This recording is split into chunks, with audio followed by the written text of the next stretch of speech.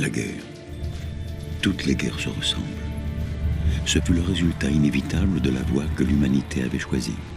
Tous ceux qui s'étaient engagés dans ce conflit espéraient la victoire. Tous étaient optimistes. Mais au fil de l'escalade des hostilités, l'optimisme s'estompa progressivement et la société commença à s'effondrer. Les grands abris furent construits afin d'abriter les plus riches, les plus puissants et les plus influents, ainsi que tout le personnel jugé nécessaire à leur survie. Toutes sortes de ressources et de technologies furent stockées en prévision de l'Holocauste qui menaçait. Avec leur passé derrière eux et leur présent détruit, les survivants se mirent à regarder vers l'avenir. Le robuste abri zéro était destiné à devenir la clé de voûte du réseau d'abris. Abritant les plus grands leaders, artistes et scientifiques, l'abri zéro était destiné à servir de point de ralliement pour les habitants de tous les abris, afin de les guider vers une nouvelle vie, un nouveau monde. Mais après les bombes, ce monde serait probablement dévasté. Afin d'assurer la création d'une utopie post-nucléaire, les habitants des abris auraient besoin d'aide. Des machines furent construites afin de domestiquer un monde endurci par les ravages de la guerre, puis apaisé par un hiver nucléaire. Hélas, les préparatifs n'étaient pas encore achevés lorsque les premiers missiles quittèrent leur silo. Au cours de la grande destruction, la communication entre les abris fut interrompue.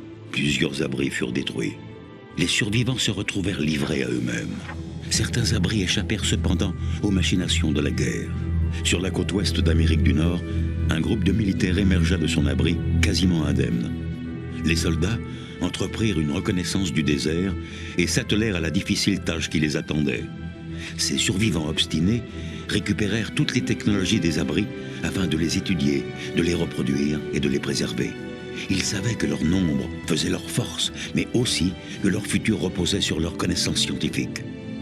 Au fil du temps, ils créèrent la confrérie de l'acier.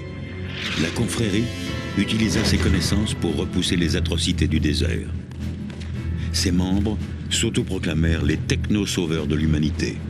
Ils se mirent à parcourir les terres à la recherche d'autres technologies, attaquant les groupes des mutants, les villes de bandits et explorant les ruines des autres abris. Mais il vint un temps où il s'avéra de plus en plus difficile de soutenir le rythme épuisant et la rigueur de la vie dans le désert. La confrérie se trouva confrontée à un dilemme, car la nécessité de renouveler ses rangs s'opposait à son code du secret technologique. Le débat s'éternisa. Finalement, les anciens s'opposèrent au partage de technologies avec des étrangers, convaincus qu'ils parviendraient à surmonter cette difficulté comme ils l'avaient déjà fait avec tant d'autres. Le débat fut clos, et les anciens envoyèrent la minorité d'opposants à cette décision en mission dans le désert. Les supermutants, fantassins d'une armée vaincue, avaient été forcés de se replier par-delà la chaîne de montagnes de l'Est.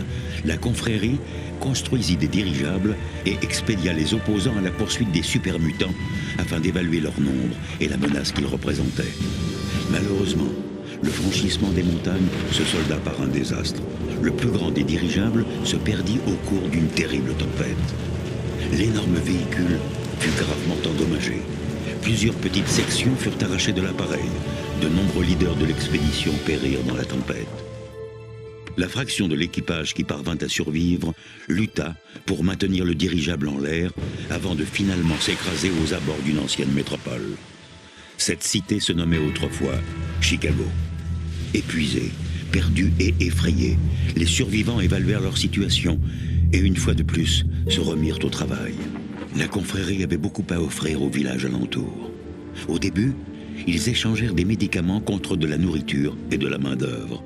Ensuite, ils proposèrent une protection contre les bandits en échange de nouvelles recrues. Au fil des années, leurs rangs se mirent à grossir.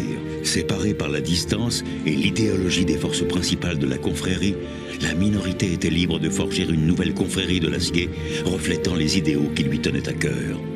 Cependant, le futur est toujours incertain dans le désert. Une ancienne puissance s'est réveillée et son but est également de dominer ce monde.